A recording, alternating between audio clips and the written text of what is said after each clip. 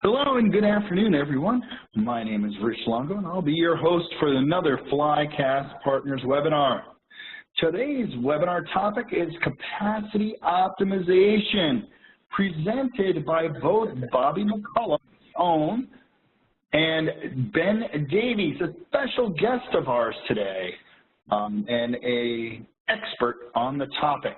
A little bit about Bobby. Now, Bobby's been in the IT industry for over 20 plus years and started with Flycast Partners to help us reach deeper into digital transformation. He's been involved in the implementation of multiple tools for major multinational financial organizations, software engineer for the United States Postal Service, ISO V3 and Scrum certified, and an experienced ITSM, ITFM, ITAM, and digital transformation. Ben, our special guest speaker, has been in the industry for well over 20 years as well in IT and has 10 of it in security and audit space. He has certifications as a certified information system security professional, certified system auditor, certified scrum master, just to name a few. He was a user of BMC TrueSight capacity optimization before joining Movari over 8 years ago. Since joining Movari, Ben has become a thought leader in cost accounting and capacity optimization. Bobby and Ben, before we get started, let me take a couple moments and introduce our organization. Flycast Partners is here to deliver a seriously amazing IT experience. We were founded and staffed by personnel that have many years of experience in the IT space and took the best ideas from these collective experiences and added the best components necessary to grow and become a leading value-added reseller in the North American IT market. We offer best-in-class implementation services and training in ITSM, ITAM, workload automation and batch processing, artificial intelligence, capacity optimization and cost control, and enterprise service management, all using nothing but ITIL best practice. Our professional services could easily scale up or down to meet the IT needs of any customer, regardless of your size, complexity, or budgetary restrictions. We offer implementation services both on-site and remote, as well as training to reinforce your organization's long-term IT success. Our ongoing remote administration and support service offerings will enable you to focus on those normal day-to-day operations, saving you both precious time and money. Please take the time to reach out to us directly at 844-FLYCAST, that's 844-359-2278, or visit our website at www.flycastpartners. On our website, feel free to take a look at all the various training courses that we offer, take a look at some of the webinars that you may want to share around the office, or take a look at some of the latest and greatest technology that we have. Numerous data sheets, white papers, download whatever you need, or simply go on and chat with one of our ITSM specialists in our chat window. Without further delay, I'm going to go ahead and turn this over to our guest presenter today, Ben Davies. Our conversation today is about capacity management. And our goal is to discuss capacity management as a discipline in the context of a capacity tool.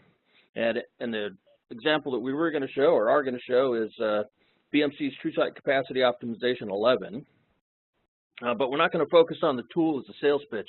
We're going to talk about it as, here's what a tool should do for you, or should be able to do for you. Right, so we're going to assume that you know of capacity management, but you're not a capacity expert. We're also going to assume that when you see stuff in the tool, we're not selling the tool, we're selling what the tool should be able to do for you.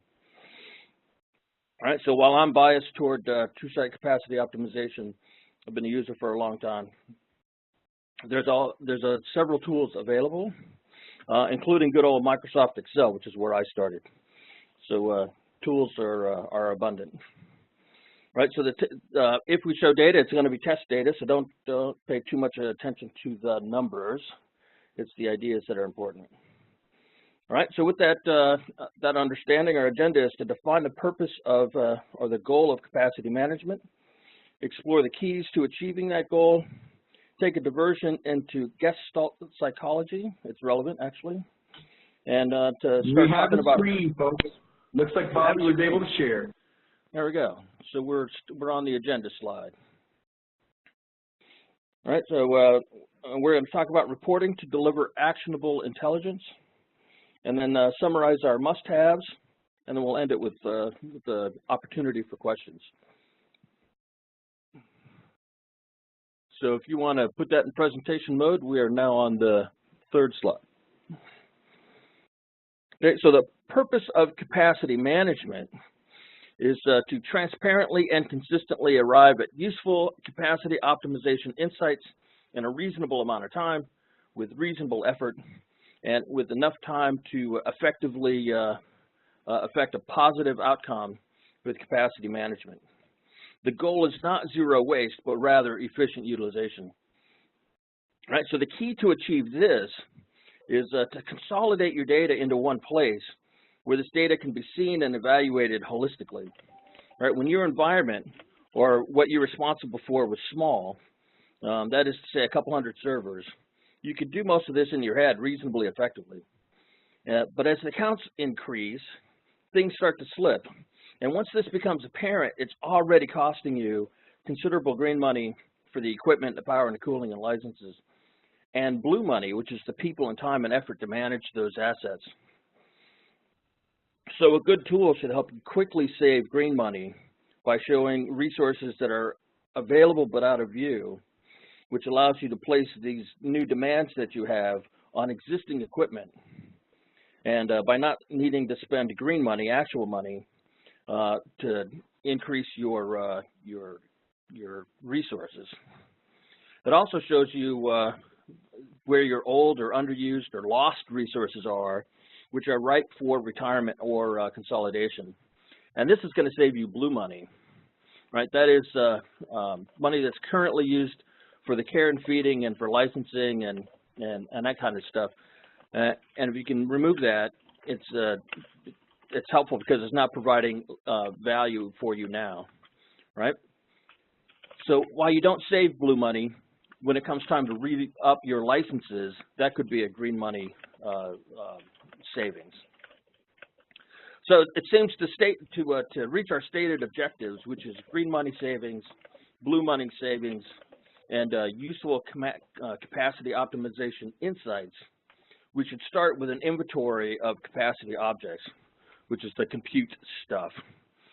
So it's unfortunate that we can't do a demo, but here's what the screen would look like if you go to the next screen. So in our tool, the capacity optimization tool, we have a place for our integrations. And what you should see from this is that there is a ton of things that our demo environment is connecting to, right? So there are a bunch of storage devices, a bunch of LAN inputs, NetScout, network links. We can do facilities data, right? Your tool should be able to eat these data sources, right? And have them augment each other so that our web server 001, as seen through VMware, should collide with web server 001 as seen by Dynatrace. And the data sources now will augment each other. Now this is a huge advantage for the capacity optimization tool because it co-locates all of the pieces of your data, all your individual monitoring tools, and puts it in one place. Right? This is a good place to mention that the capacity optimization tool will not displace any of your monitoring tools that you have in place now. You will need those tools for your real-time alerting and what's happening now investigations. It's also a good time to mention that not all your metrics at your finest resolution is going to end up in your capacity tool.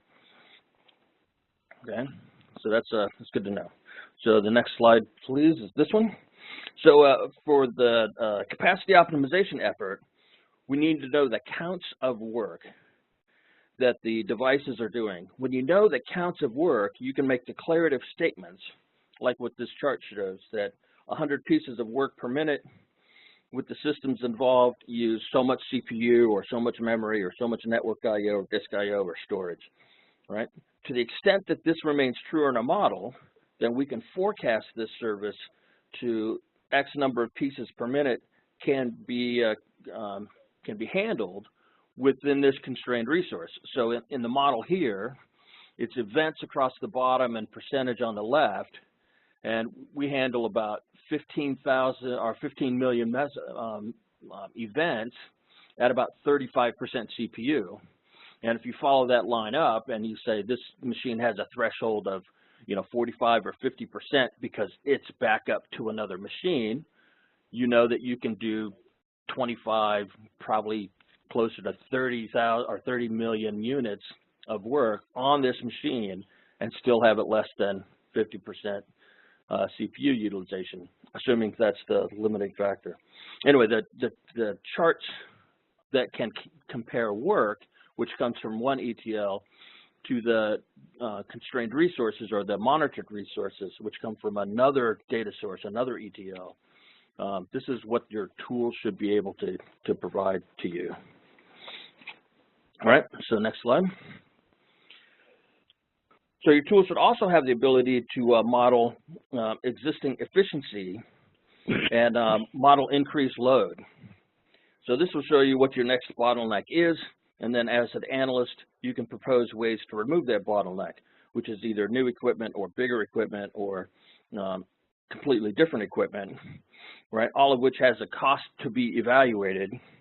And this allows us to say for X dollars, you can relieve your next constraint in our forecast and allow you to service so many pieces of work per minute until you meet the next constraint. So in this model, we've done a 10 times increase. Our web service failed, and we can now then, give to management a cost to say and model what if I added 2 CPUs or 4 CPUs or a new machine or, made that machine bigger. Each of those have a cost, and you can present that to your decision makers and allow them to then decide what the most correct action is. Now, this is your current state. You can tell how close you are to saturation, or you can do what if modeling. So what if we increase by 10 times, or if we decrease by 5 times, how much equipment can we give back? Right, so that's an important thing that your tool should be able to do. All right, so these are somewhat rare analysis to do, right? You don't do these every day. What you find, if you go to the next slide, what you find is that you do this sort of conversation more readily or more often, right? Which is it really helps to have these association tables where a configuration management database, for example, has created the tree, which is these applications live in this, service lives in this, section of the tree. And then the CMDB can tell you things about those buckets. So in this case, the operating level agreement is 24/7/365, and it's a 15-minute escalation. That's something that you'd have to go to the, application definition database to get. If you put it in your capacity tool, then it's a convenient place for your users to find this data, right? And you get this out of your CMDB. Now, when I say that, most people say, dude, I have a dozen CMDBs, and they're all incomplete or wrong or out of date, or, there's a whole bunch of reasons people come up with not to use their CMDBs. And I have a kind of a retort for this, which is documentation is useful to the extent it gets used and is used to the extent that it's useful. Now, yeah, that's a chicken and an egg argument, but in this capacity sense, it applies. If you start using the CMDB data in this way and make it available, then the owners of that CMDB now see purpose in inputting more effort into keeping it up to date, or accurate, or fleshed out, or complete. Right? So it's a self-fulfilling kind of prophecy. Most of the examples when I have done this, there were CMDBs that were going to be retired because, quote unquote, nobody used them. and nobody used them because the tools, nobody knew that the tool and the interfaces were not easily accessible for a one-off type question. But once we started taking that data and putting it in the configuration in the capacity optimization tool, that data became easily available because it's part of the tree and you can see it in context. And they put more work into updating their configuration management database data. Now, you don't need one massive CMDB. You can use the several that you have in place. All right, so next slide. So this then is an interesting kind of side diversion, right?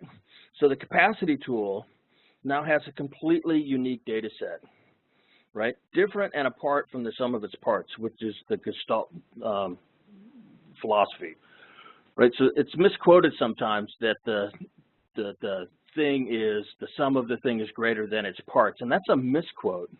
What the intent was is when you gather things together in one place or one thing, the thing that you make is distinct and different from the sum of its parts. And that's what your capacity tool is going to end up being if you add all this data to it, right? So when I was a user, our capacity optimization tool became a resource in and of itself that gathered this data from all these different sources, all right, all these different CMDBs specifically, and took all of that background helpful information and put it in a place that was accessible.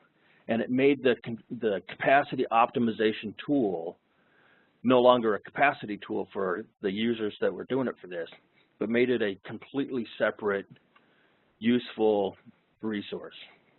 Anyway, so when you evaluate your tools, know that this is one of the things that is free value you get from your tool if you put everything in it. All right? We found this to be very helpful with our capacity optimization effort. All right, so the reports that you run most of the time are these kinds of reports. These are the things you do every day, and your tool needs to support this. So your tool should have the ability to do threshold violations, right? So in this simple example, it's a verbose kind of report that the system name has several errors, and this is every hour. So 9 o'clock hour is the first half line, 10 o'clock hour is the next half line, and it tells you how out of compliance it was for that thing.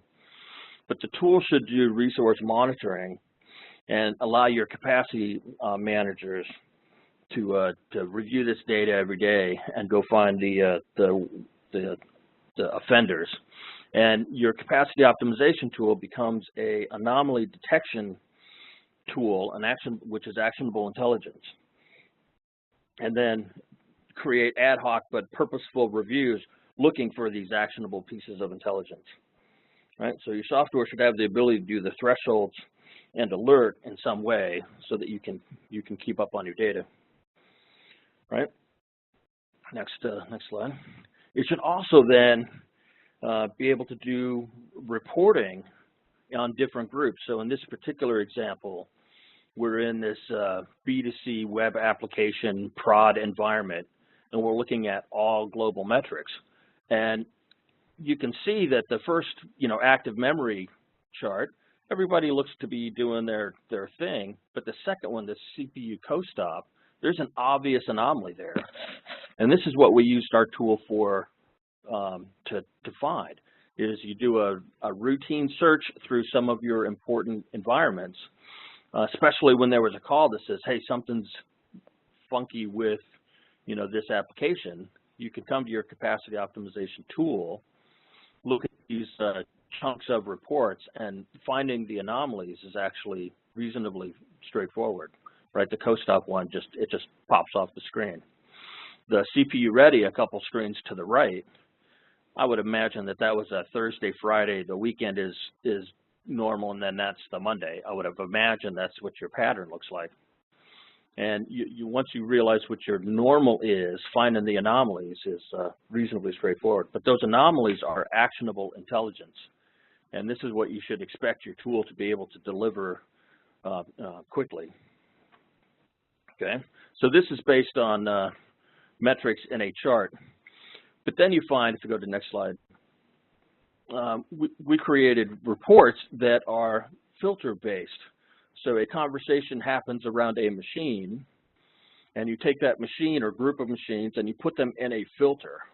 And to follow what's going on here, on the top center, you can see entity filters is the Flycast filter for the last 7 days. We're in the top center. And that's how you tell what this report is on. Now the filter that you created is on the left, Flycast filter, and that's the machines that are of interest to you. So whatever is of interest at the moment, you put those machines in that filter, you go back and run the reports, and here's your reports. And in this case, we're doing multiple metrics on one chart, right? So I don't remember off the top of my head what the chart was, but this is disk, and I think it's reads and writes versus latency. And you can see that sometimes there is a correlation between heavy reads equals heavy latency. Latency is the bluish thing that looks like it spikes everywhere. But that's not always the case. There is latency without increased reads and writes, which could be interesting in an analysis of something's not right with the system.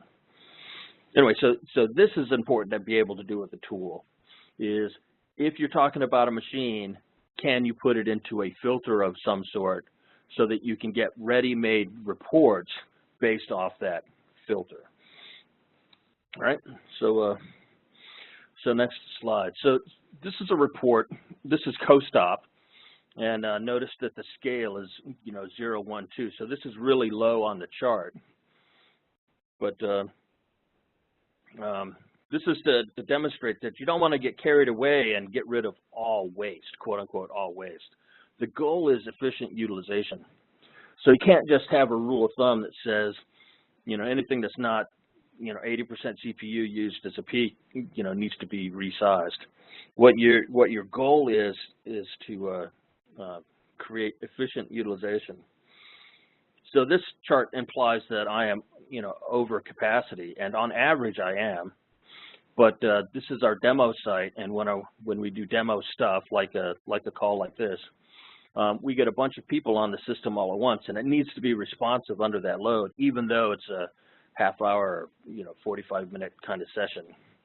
So this is over-provisioned, quote-unquote, on purpose, right? So don't get it in your head that your capacity optimization tool, its goal is zero waste. Your goal is efficient utilization, which means you need to bring some business intelligence to the analysis. You can't just have the tool to make these decisions on its own. You have to help it with its decision making. So your tool should help with that, and not let you lose track of the fact that it's no waste. So you can't just have alarms on everything that's oversubscribed. You have to put some thought into that. All right, so there you go. Would have been more interesting if I could have clicked on stuff and I would have gone down a rabbit hole and seen stuff, but there you go. So here's our summary, right?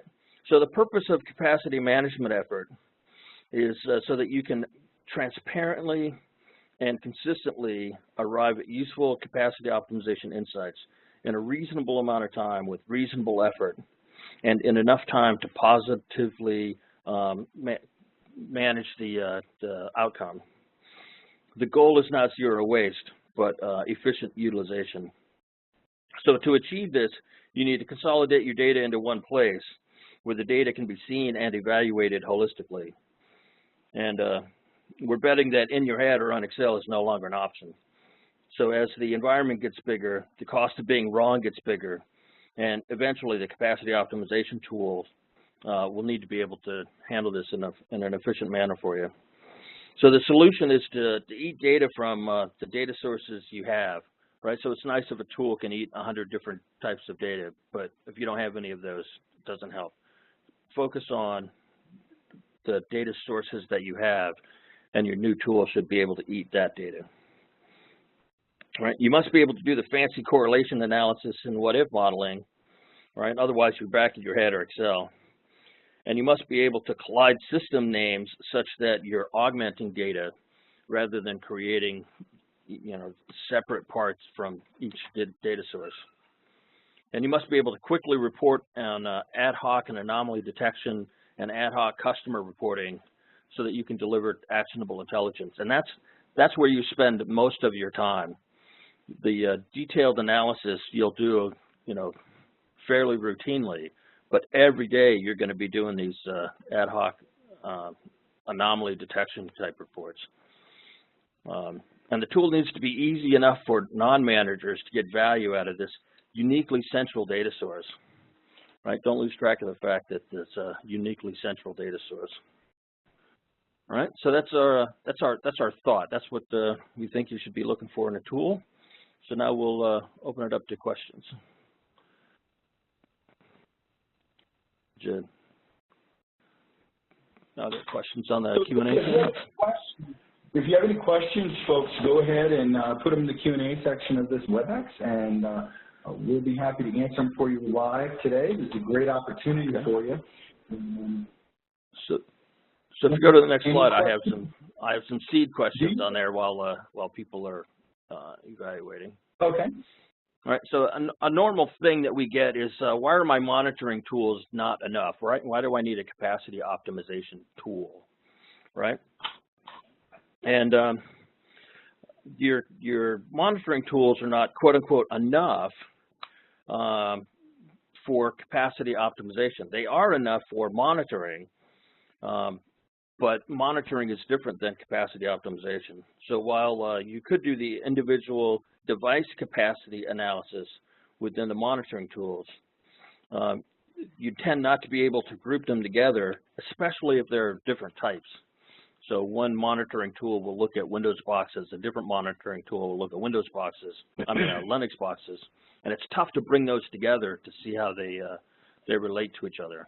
That's what the capacity optimization tool brings to you. So your monitoring tools don't get displaced. They become the data source.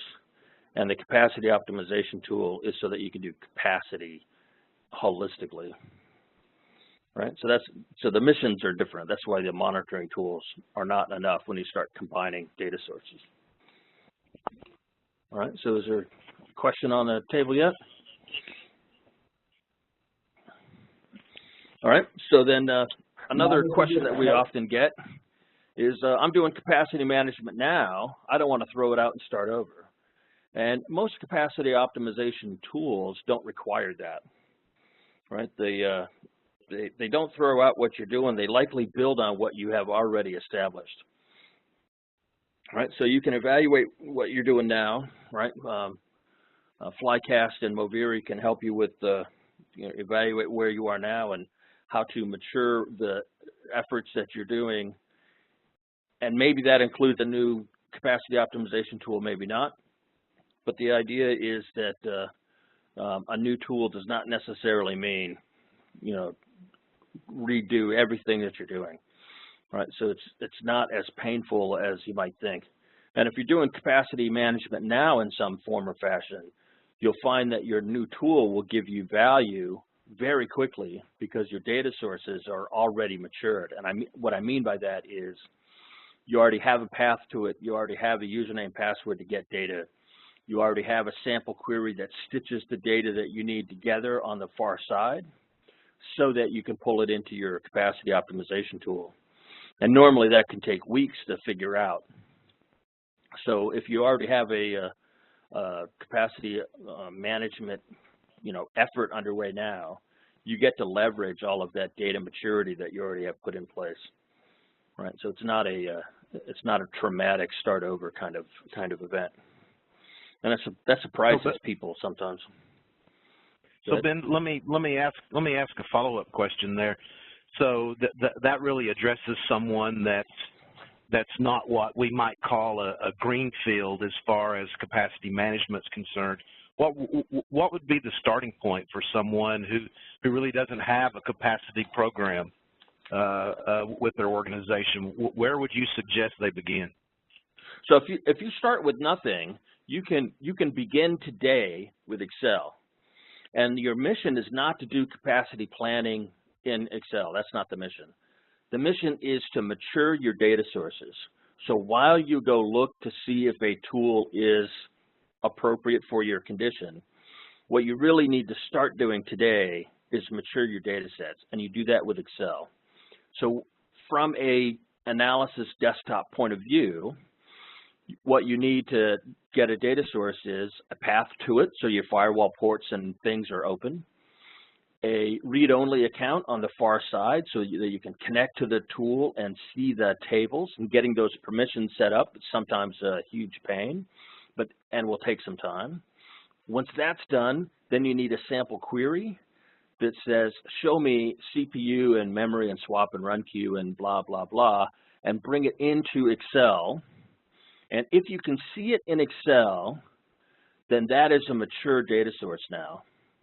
Now you can look at Excel and start analyzing some of that data because it's easier to see in a table than it is to see normally in the tool, especially when you're looking at the maximum of maximums and the minimums of minimums. And then go to the next data source.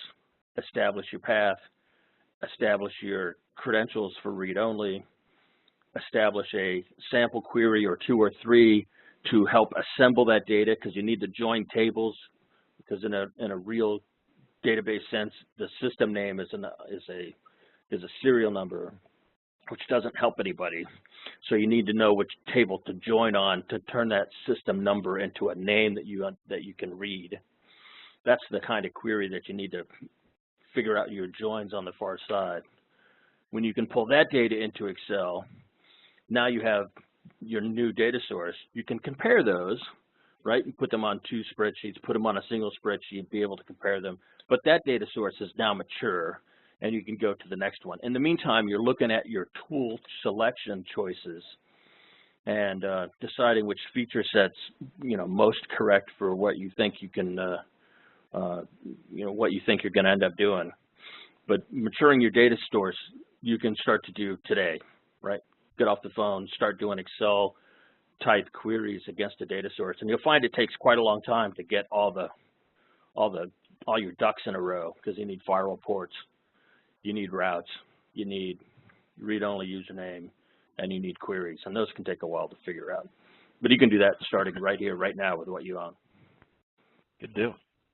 Well, I'm going to be selfish on this one, because you've got it up here on your slide, and when you and I were prepping for this, and you started talking about this, I wanted to stop you and ask about it. So now I get to what is co-stop? I have never heard of that.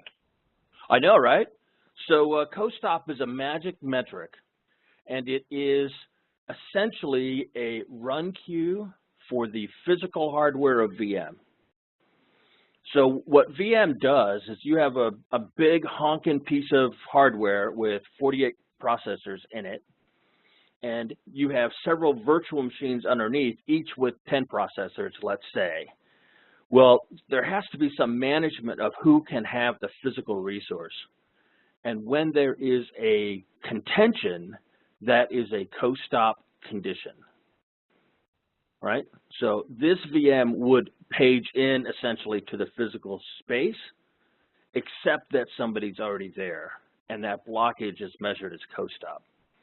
And you would never have found that unless you had a problem in your VMware space, right? Because your monitoring tools don't normally show it, because the CPU memory swap run queue on the virtual machine is all great. It's lovely. It's underused. It's way over provisioned. There's no problem with that system, except that it's dog slow. And it's dog slow because it's on another system that's way over configured, which is next to another system that's way over configured. And they have trouble getting onto the physical, equipment because co-stop is in the way. So you would have found it when you tried to solve this problem, and you started looking at constraints within the physical hardware, way back on the VMware type metrics. And co-stop is one of the metrics you would have seen. And a co-stop above 0 is not good. Co-stop above 1 or 2 or 3 is really not good. So if you see it on a chart, it looks like grass at the bottom and nobody cares, and you have made a mistake. You've bypassed a metric you didn't fully understand, and it's low on the chart, so it must be good. And that's simply not the case. And you find out about them, right? So here's your question. So how come I've never heard of co-stop? And the reason is, when we were first doing capacity stuff, everybody had physical machines and everybody knew what the deal was. It's CPU memory. Well, CPU, that was the bottleneck, right? And then right. CPUs got faster, and then it was network I/O and disk I/O. So then the disks got faster, and it became, bound by network, or, that kind of thing. Database locks, right? Database table locks sure. became the big thing. But those pieces of equipment now got bigger and bigger and bigger, and then you had to worry about workspace characterization or work characterization. So, there's a whole mindset around that. And then they said, this is too hard. We'll just put one mission on one virtual machine. And as these things progress, there are little nuances to all this new technology that you don't always see, because it's not always a problem. When VMs were new, co-stop was never a problem, because everybody over-provisioned their hardware and then underutilized their hardware. Co-stop was never a problem. It's not until you started to push that technology that these metrics showed up. And you find out about them at a session like this, or when you get your hands dirty troubleshooting a real huge problem. Anyway, co-stop right. is like that. Minimum idle worker is like that. It's a metric that you never pay attention to until it kills you. And then, or you go to a conference and somebody says, oh, let me tell you what, I had a super bad week, and it turned out to be minimum idle workers. Right?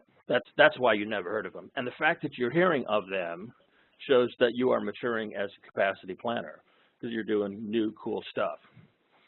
Right? So it's not a bad thing that new things show up. Good deal. So is there something applicable for like container environments as well? So answer is I have no idea. I'm clueless. But okay.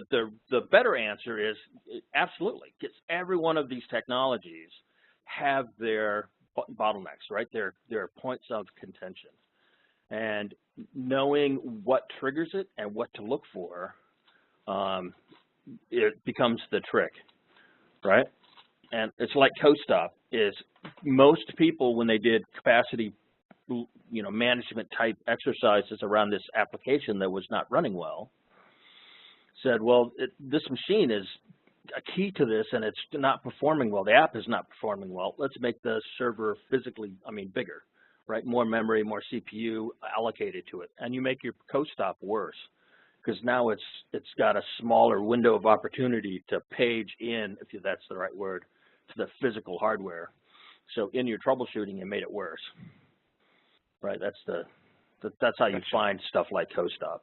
And those are everywhere. Right, so every technology will find them, and normally you don't find them right away, right? Because you're not sure what correct is, so you overestimate what you're going to need, and you underestimate what the configuration should be. And co-stop wasn't an issue for years, although it was always in the background and always a potential issue. Nobody ever ran into it because they were conservative on their guesstimates. So I'm sure they're in every technology, so the answer to that is yes. But in your particular instance, I forgot what it was. I have no idea what it is. No problem. No problem. Nope. Rich, we're getting close to the end of our time. I don't know if we have any more questions. I wanted to let you and our guests know that we're gonna cover other capacity topics later this year: cloud, cost control, big data capacity, lots of in-depth capacity topics. So for our attendees should keep a lookout for those in their inbox and on our website. All right, so advance one more slide while we Absolutely, Bobby, and you can always go to our website, and we'll email reminders out for you folks as far as when those times come up. But all these webinars are listed on our website, and that we do not have any further questions. There's no additional questions, but we do have a lot of thank yous, a couple thank yous that came in. Ben and Bobby both, great presentations, very much appreciated. Did you have anything else to add, Ben? No, give us a call. We want to help you make this actually doable. So give us a call, right? Flycastpartners.com or moviri.com. Give us a call. We'd love to help. Ben, absolutely. Ben, thank you. Thank you again for your time, Ben and Bobby. Yep. And I want to thank our audience. Thank you for taking time out of your busy day to join us this afternoon to learn a little bit about capacity optimization. Should you have any additional questions, please reach out to us directly to 844-FLYCAST. That's 844-359-2278. And one of our ITSM specialists will be happy to help you. Or go to our website, chat with one of our ITSM specialists, or you can email us at info@flycastpartners.com. Until next time, enjoy your weekend, folks.